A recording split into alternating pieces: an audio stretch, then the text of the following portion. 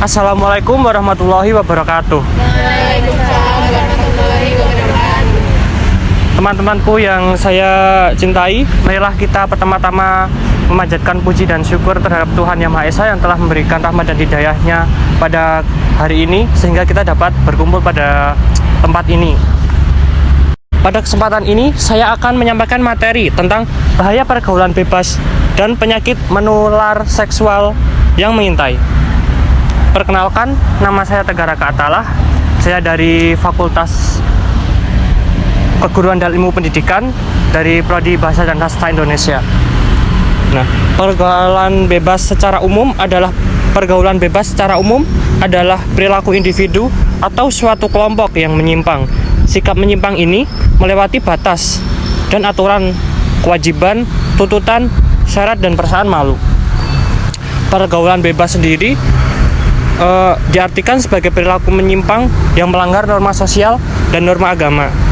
Akibat dari pergaulan bebas ini bisa seperti contohnya bentuk kenakalan remaja pun bisa beragam, dimulai dari mengganggu ketertiban dan ketentraman lingkungan hingga sampai ke tingkatan yang lebih ekstrim seperti berkelahi, memakai narkoba, berjudi, seks bebas yang merugikan orang lain. Contoh penyakit menular seksual adalah HIV.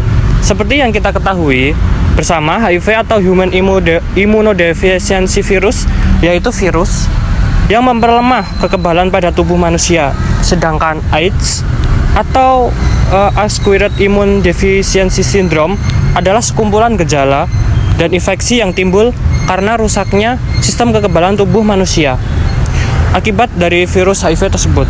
Meskipun penanganan yang dilakukan telah dapat memperlambat laju perkembangan virus, namun penyakit ini belum benar-benar bisa disembuhkan. Dampak HIV atau AIDS tidak hanya membunuh penderita dengan seketika, tetapi memberikan rasa sakit yang bertubi-tubi dan selanjutnya membunuh penderita. Berdasarkan data dari BKKBN, sekitar 170.000 sampai 210.000 dari 250 juta penduduk Indonesia mengidap HIV atau AIDS. Nah, penyebab HIV atau AIDS sendiri disebabkan karena perilaku menular seksual yang bebas, penyalahgunaan nafsa, dan transfusi darah yang telah terkontaminasi. Penyebab utama adalah melalui hubungan seks, yaitu sekitar 67%. Pelaku seks bebas harus siap berhadapan dengan berbagai resiko penyakit seksual, mulai dari HIV, sifilis, gonore, hingga herpes genital. Hal yang bikin khawatir, pelaku seks bebas yang telah terinfeksi ini bisa menjadi orang yang dapat menularkan penyakit kelamin pada orang lain. Seks bebas punya beragam definisi yang sesuai dengan norma dan aturan yang berlaku di masyarakat. Salah satu definisinya melakukan hubungan seksual tanpa adanya ikatan pernikahan yang dilakukan dengan banyak orang. Ingat, berbagai penelitian telah membuktikan bahwa berhubungan seksual dengan beberapa orang bisa meningkatkan risiko tertularnya penyakit menular seksual. Oleh karena itu, saya menghimbau teman-teman untuk menjauhi apa yang menjadi penyebab HIV atau AIDS, terlebih seks bebas. Agar tidak dari HIV ini, karena jika tidak, maka prevalensi kejadian HIV atau AIDS tersebut akan meningkat dan menyerang orang-orang yang kita sayangi. Selain itu, dampak dari seks bebas adalah sifilis. Sifilis adalah infeksi menular seksual yang disebabkan oleh bakteri Treponema pallidum.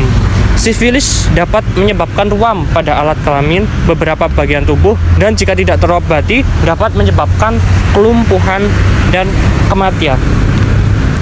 Pengobatan sifilis dapat dilakukan dengan pemberian antibiotik yang diberikan oleh dokter spesialis kulit dan kelamin.